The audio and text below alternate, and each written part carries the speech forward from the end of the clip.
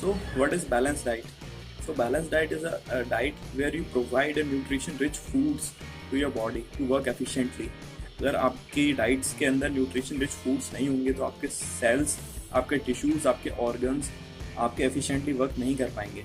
उसकी वजह से आपको काफ़ी सारी डिसीजेस भी हो सकती हैं, लाइक आपकी पुअर परफॉर्मेंस हो गई और ओबिसिटी हो गई, हाइपरटेंशन हो गई। इसकी वजह से इवन जो चिल्ड्रंस होते हैं, चिल्ड्रंस के अंदर अगर बैलेंस डाइट आप उनको नहीं प्रोवाइड कराते हैं तो उनकी ग्रोथ डेवलपमेंट में भी प्रॉब्लम्स आ सकती हैं। तो जो हमारी बैलेंस डाइट बनती है वो 3 मैक्रोज को मिला के बनती है, हमारे प्रोटीन, कार्ब्स, फैट। तो उसमें हमारे ज़्यादातर जो जाने चाहिए, जो हमारे कार्ब्स जाना चाहिए, कार्ब्स के अंदर हमारे कौन कौन से फूड चॉइसेस होने चाहिए, प्रोटीन के अंदर हमारे कौन कौन से फूड चॉइसेस होने चाहिए, हमारे फैट्स के अंदर कौन कौन से फूड चॉइसेस होने चाहिए। तो मैं सिर्फ ये कहना चाहूँगा कि ज़्यादातर आपकी जो कैलोरीज होनी चाहिए आपकी न्यूट्रिशन रिच होनी चाहिए, एम्प्टी कैलोरीज नहीं होनी चाहिए। एम्प्टी कैलोरीज का मतलब होता है कि आप जो डोनट्स खाते हो, आप पेस्ट्रीज खाते हो, आप पिज्ज़ाज खाते हो, बर्गर्स खाते हो, इनके अंदर एम्प्टी कैलोरीज होती हैं। मीन्स आपको कैलोरीज तो प्रोवाइड करा रहा है, वो 1000 कैलोरीज आपको आ गई हैं, पर उसके अंदर आपको ना जो विटामिन मिलने चाहिए थे, जो आपको मिनरल्स मिलने चाहिए थे, जो भी कैल्शियम मिलना चाहिए था, जो भी विटामिन डी मिलना चाहिए था, आपको जिंक, मैग्नीशियम जो भी मिलना चाहिए था, वो उसके अंदर प्रेजेंट नहीं है।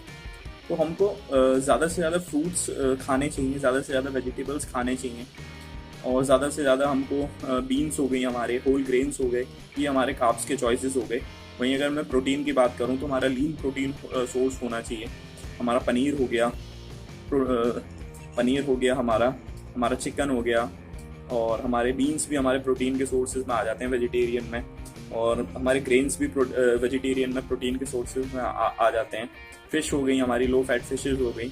वहीं हमारी फैट्स में हम सारे फैट्स यूज़ कर सकते हैं, हमको सारे फैट्स यूज़ करते रहना चाहिए। सो जो कैलोरीज होनी चाहिए वो किस रेशो में होने चाहिए और कितनी कैलोरीज होनी चाहिए। सो रेशो शुड भी, आपके जो कार्ब्स होने चाहिए वो आपकी टोटल कैलोरीज के 50% होने चाहिए, और जो आपका प्रोटीन होना चाहिए वो आपको 25%, और जो आपका फैट्स होना चाहिए वो 25%। सो अब हम कैलोरीज डिस्कस कर लेते हैं कि कैलोरीज कितनी होनी चाहिए। कैलोरीज अगर मैं देखूं तो 13 to 30 एज तक जो सेडेंट्री मैन है, जिसका लाइफस्टाइल इतना हेक्टिक नहीं है, इतना एक्टिव नहीं है, उनको रिक्वायर्ड होंगी आपकी 2000 to 2400 कैलोरीज।